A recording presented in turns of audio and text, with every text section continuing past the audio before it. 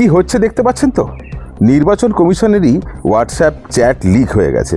এই digital Bharat, digital ইন্ডিয়াতে নির্বাচন কমিশনের হোয়াটসঅ্যাপ চ্যাট লিক, এবং সেই চ্যাট থেকে যে তথ্য উঠে আসছে, সেই চ্যাটে কোনো নির্বাচন কমিশনের অফিসার তাদের নিচুতলার অফিসারদের নির্দেশ দিচ্ছেন যে কার ডোমিসাইল সার্টিফিকেট চলবে, কার চলবে না, কার জন্ম সার্টিফিকেট চলবে, কার চলবে না, কার সমস্ত তথ্য সেখানে যেভাবে তুলে ধরেছেন, এবং সেই চ্যাট শেয়ার করছেন কে?